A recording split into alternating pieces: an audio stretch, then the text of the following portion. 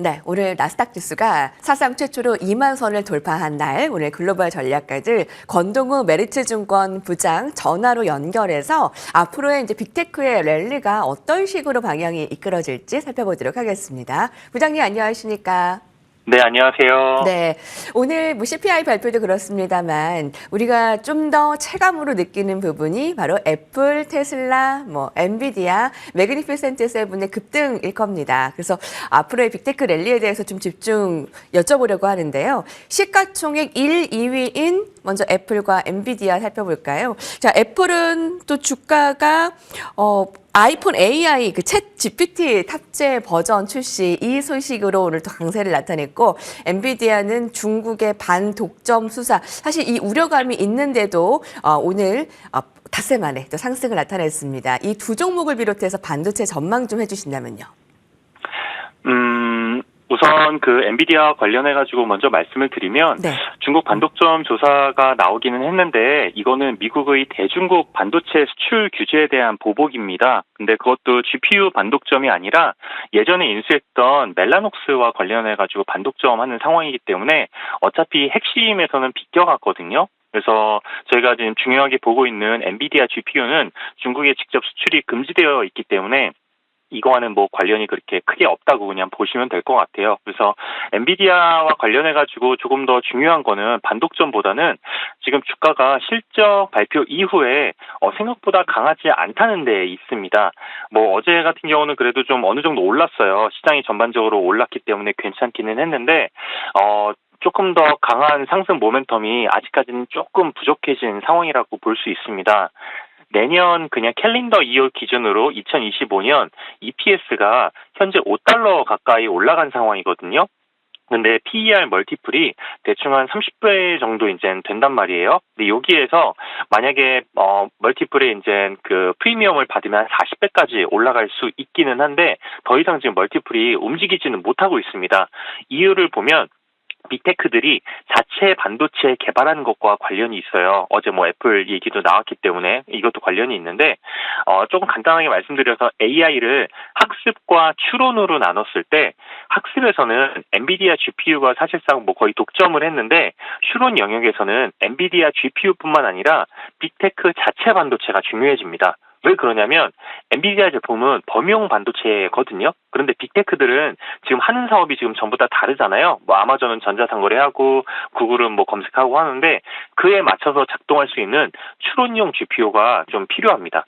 물론 엔비디아 제품이 가장 가성비가 높은 거는 사실이에요. 그런데 빅테크들이 엔비디아 제품에 계속 종속되는 게 사실상 뭐 문제라고 볼 수 있습니다.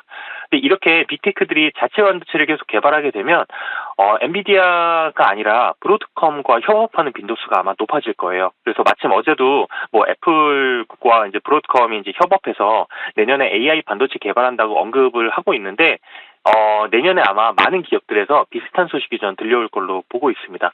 그렇다면 AI 하드웨어 중에서는 엔비디아도 뭐 괜찮기는 해요. 뭐 여전히 괜찮은데 좀 더 성장성이 있는 거를 본다라고 하면 브로드컴을 좀 잘 보고 있어야 된다고 생각을 하고 있습니다.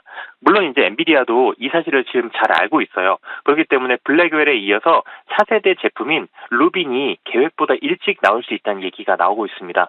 원래는 2026년에 지금 나오려고 했었는데 반년 앞당겨서 2025년 하반기 가능성이 좀 들려오고 있거든요. 그래서 실제로 압도적인 성능의 신제품이 나오게 되면 현재 엔비디아에 대한 불식은 어느 정도 좀 엔비디아에 대한 우려가 어느 정도는 불식될 수 있다고 보고 있습니다. 네. 사실 애플이 더 좋을까 아니면 엔비디아가 좋을까 더 크게 그 의미가 없어 보이는 게 지금 AI 빅테크를 좀 한 번에 좀 봐야 된다라는 말씀이시고요. 엔비디아는 중국의 이 반독점 수사에 대한 부분 좀 걱정 덜어도 되겠다라는 말씀을 듣고 좀 한시름 놔졌습니다. 자, 애플은 오늘 장중 사상 최고치 흐름을 또 찍었기 때문에 앞으로 흐름들 계속 나스닥 2만 선을 돌파했기 때문에 또 예의주시 해보도록 하겠습니다. 사실 부장님 오늘의 핫 종목은 테슬라가 아니겠습니까? 예. 3년 만에 사상 최고치의 흐름인데 그것도 그렇지만 머스크가 굉장히 이 자산 가치가 눈덩이처럼 불어났습니다. 트럼프 이제 2기에서 과연 머스크의 역할과 테슬라의 주가는 더 어떻게 될까 기대가 되는 양상인데요. 어떻게 예상해 볼 수 있을까요? 테슬라의 역할은 아마 많은 분들이 예상하시는 것처럼 저는 굉장히 좀 커질 거라고 생각을 하고 있습니다. 특히나 지난 정권에서 굉장히 이제 고생을 했죠. 규제 때문에 고생을 많이 했었는데, 로보택시와 관련해가지고 이것저것 시도를 많이 했는데, 지난 정권에서는 이것 때문에 안 되고 저것 때문에 안 되고 해가지고 많이 막혔었는데, 이번 정권은 확실히, 그런 부분은 없어질 것 같아요. 특히나, 테슬라한테 있어서 지금 가장 중요한 게 지금 차량 판매하는 게 아니라 어쨌든 이 자율주행을 이제 승인을 받아갖고 로보택시 비즈니스를 이제 시작을 해야 되는데, 지금까지는 구글 웨이모가 지금 하고 있죠. 주정부 단에서 지금 시험 운행을 지금 계속 하고 있는데, 트럼프 정권에서는 연방 정부 단 이제 전국이죠. 전국에서 시험 운행을 지금 시작을 하려고 하고 있습니다. 그리고 내년에 중국과 유럽에서 FSD를 지금 출시를 하면서 로보택시 사업도 아마 동시에 좀 진행할 걸로 예상이 되고 있기 때문에 아마 테슬라에게 있어서 내년에 굉장히 좀 큰 수혜로 다가올 수 있을 거라고 생각을 합니다. 그러면 저희가 이제 투자자 입장에서 한번 좀 접근을 해보면, 보통 이렇게 아예 새로운 이렇게 사업 모델이 나오면 투자자들은 이 시장이 지금 얼마나 커질지 지금 예측이 안 되기 때문에 PER 멀티플이든 PSR 멀티플이든 최대로 좀 부여를 할 수가 있습니다. 그리고 지금 시장 분위기가 성장 모멘텀이 있는 종목에 멀티플을 지금 높게 부여하는 분위기잖아요. 그렇기 때문에 전 테슬라 주가가 얼마까지 오를지 사실 좀 가늠이 안 되는 지금 상황입니다. 물론 이제 엑셀이나 이런 걸로 이제 밸류에이션을 할 수 있는 상황이기는 한데, 워낙 지금 시장에 광기가 지금 붙어 있는 상황이기 때문에 더 사실 올라갈 수가 있는 거죠. 성장주 분석을 굉장히 잘 하는 미국의 리서치 기관인 파이퍼 샌들러에서 향후 한 12개월에서 18개월 내에 테슬라의 기업 가치가 1조 달러에서 2조 달러 정도가 추가될 가능성이 있다고 얘기를 했거든요. 그런데 이 언급을 한 게 그 당시 주가 기준으로 봤을 때 그때 1조 달러였어요. 근데 거기에서 1, 2조 달러가 플러스가 되면 주가로 주당 그 가치로 계산을 해보면 거의 한 1,000달러 정도까지 간다는 말이에요.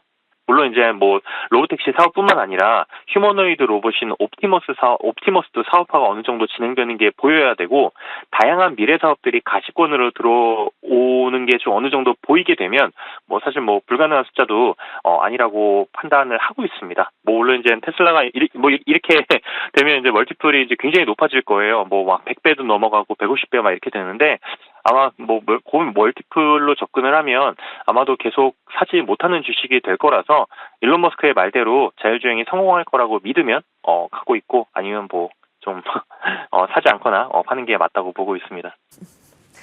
네. 정말 한때 2023년이었네요. 1월에 주가가 100달러를 위협받기도 했고 108달러까지 떨어지기도 했고, 올해는 그 52주 최저가가 4월 22일에 형성이 됐네요. 140달러대까지 내려갔는데 오늘 여러분 420달러까지 갔습니다. 정말 변동성이 컸고요. 서학개미들의 울고 웃는 것을 담당한 테슬라, 굉장히 지금 이제 좀 평가가 높게 형성이 되었는데 로보택시에 좀 달려있다라고 좀 의견을 주셨습니다.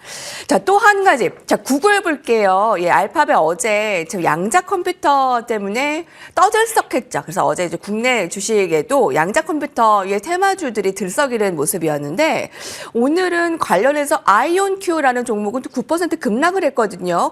자, 테마 이상의 앞으로의 성장성을 높게 평가받으려면 좀 어떤 조건들이 필요할까요?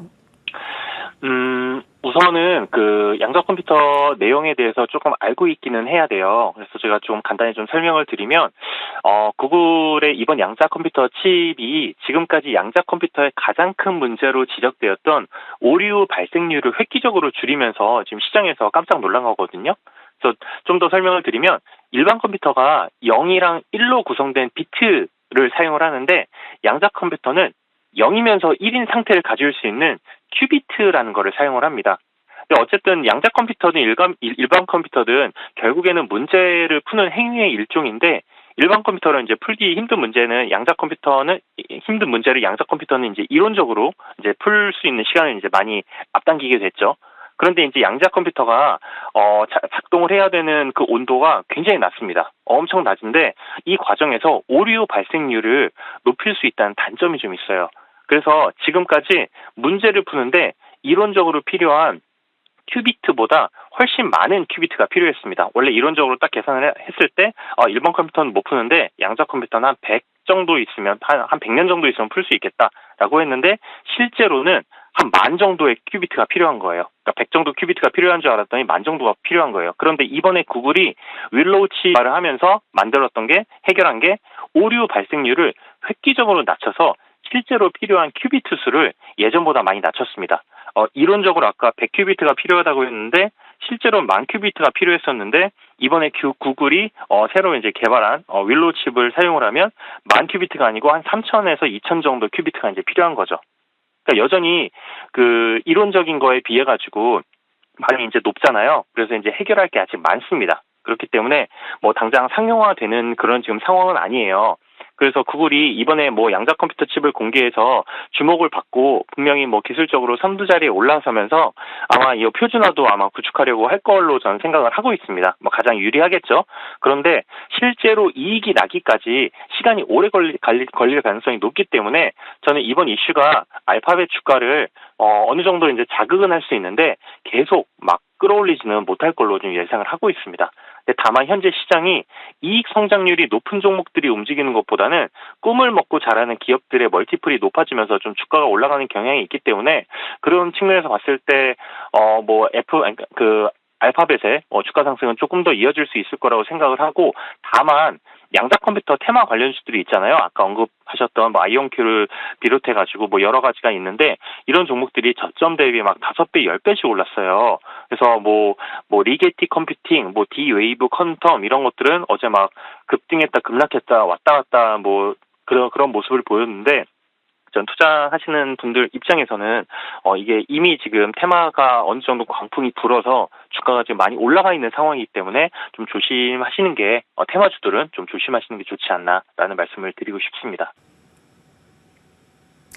양자 컴퓨터로 오늘 구글의 알파벳은 또 추가로 올랐는데요. 라는 소식도 있습니다. 네, 그래서 아이온큐와 같은 저점에서 너무 많이 오른 테마성보다는 좀 선도주자를 양자 컴퓨터에서는 구글 알파벳이 가져가지 않을까라는 의견을 주셨고요. 자, 다만 이익이 나기에는 좀 시간이 걸리기 때문에 조심해서 접근을 해봐야 될 것 같습니다. 양자 컴퓨터까지 살펴봤고요. 메리츠증권 권동우 부장님과 함께했습니다. 조만간 스튜디오에서 뵙겠습니다. 네, 알겠습니다. 감사합니다.